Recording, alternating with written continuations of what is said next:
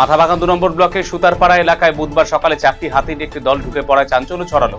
স্থানীয় সূত্রে খবর, হাতির দলটি তোরসা নদী পেরিয়ে এলাকায় প্রবেশ করে বর্তমানে পাট খেতে অবস্থান করেছিল।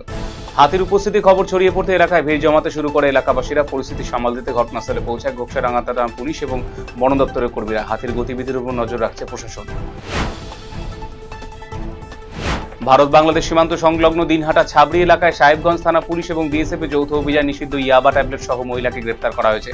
ধৃতের নাম মাম্পি খাতুন। পুলিশ সূত্রে খবর, তার কাছ থেকে 277 গ্রাম ওজনে ইয়াবা ট্যাবলেট উদ্ধার হয়েছে, যার আনুমানিক বাজার মূল্য প্রায় 1,70,000 টাকা। ঘটনার পর ধৃতের বিরুদ্ধে এনডিপিএস আইনে মামলা রুজু করে তদন্ত শুরু করেছে পুলিশ। সীমান্ত এলাকায় মাদক পাচার রুখতে নিরাপত্তা বাহিনীর এই অভিযানকে গুরুত্বপূর্ণ বলে মনে করা হচ্ছে।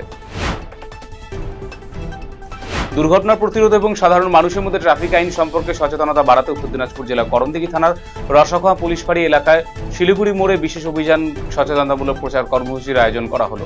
করণদিঘি ট্রাফিক পুলিশের উদ্যোগে আয়োজিত কর্মসূচিতে পথ চলতি সাধারণ মানুষ, মোটরসাইকেল আরোহীদের ট্রাফিক আইন মেনে চলার বার্তা দেওয়া হয়। পাশাপাশি হেলমেট ব্যবহারের গুরুত্ব তুলে ধরে বেশ কয়েকজন চালকের হাতে হেলমেট তুলে দেওয়া হয়। নতুন কোর্স চালু, মাস কমিউনিকেশন বিভাগে স্নাতকোত্তর কোর্স চালু এবং বাংলা বিভাগের অধ্যক্ষের নিয়মিত উপস্থিতি নিশ্চিত করার দাবিতে কোচবিহার পঞ্চানন বর্মা বিশ্ববিদ্যালয়ে ডেপুটেশন দিল এবিভিপি। বুধবার বিশ্ববিদ্যালয় চত্বরে সংগঠনের পক্ষ থেকে বিক্ষোভ প্রদর্শন করা হয়। এরপর বিশ্ববিদ্যালয়ের রেজিস্ট্রারের কাছে গিয়ে একাধিক দাবি দেওয়া সম্বন্ধিত স্মারকলিপি জমা করা হয়।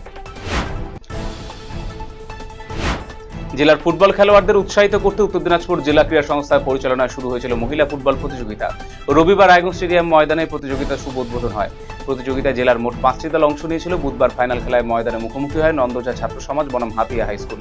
নির্ধারিত সময় শেষে নন্দজা ছাত্র সমাজ 3-1 গোলে হাতিয়া হাই স্কুলকে পরাজিত করে জয়লাভ করেছে। তীব্র গরমে আর প্রখর রোদে নাজেহাল সাধারণ মানুষ। মুষলধারে বৃষ্টির দেখা নেই, ফলে দিনে দিনে তাপপ্রবাহীদের অস্বস্তিতে শিশুরাও।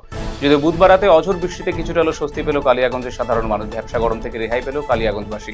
কালিয়াগঞ্জের পাশাপাশি অন্যান্য স্থানেও বৃষ্টিপাত হয়েছে, তবে প্রয়োজনের তুলনায় যা যৎসামান্য।